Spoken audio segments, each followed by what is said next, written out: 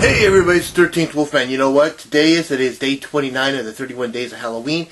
And on this day, I'm going to talk to you about a little bit about a movie that I like and I know a lot of people like the original of.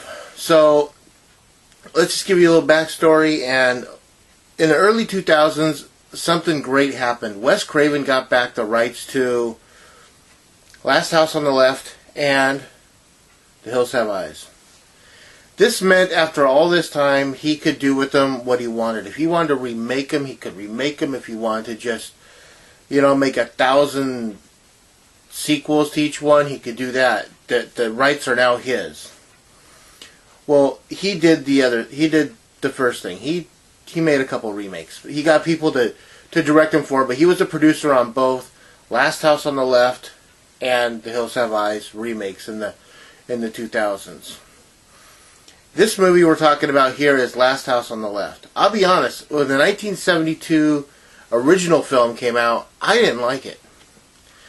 I've seen it my entire life many times. I know people have said, you just haven't given it a chance. You need to watch it again. You don't see how disturbing this movie is? No, not really. I mean, honestly, that movie kind of bores me. I'm not sure if I think that as a director, I think it was probably Wes Craven's worst film, because you just don't see the direction, happening with that movie. It's like, hey, look, we've got two bumbling cops, and hillbilly music plays while they're chasing down the escaped people, but you're not quite sure if that's a comedy part. I mean, it takes me completely out of the movie. And then when they get to the Krug and Company, I'm like, okay, I'm not sure if I should be taking this seriously. Then you got the really bad synth music playing when they're killing the girl, that really bad synthesizer. Wow, wow, wow. It's like, okay. So they remade the movie in 2009, I believe it was. And what happened there was genius. They got a... They took the story and they expanded upon it. It wasn't just two girls go to a rock concert. This was a girl and her family coming back to a lake house after losing her brother. And her dealing with that.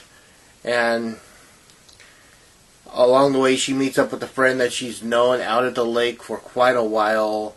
They meet up with Junior, Krug's son, and yeah, you got Krug and Company again, but for some reason, this is a very well polished, very well put together, very more interesting movie. I mean, I think it's a lot better than what they gave us. I actually have the movie poster right there. But yeah, it's a cool movie. I think this movie has more suspense and more tension than the original film. I didn't find that with the original film.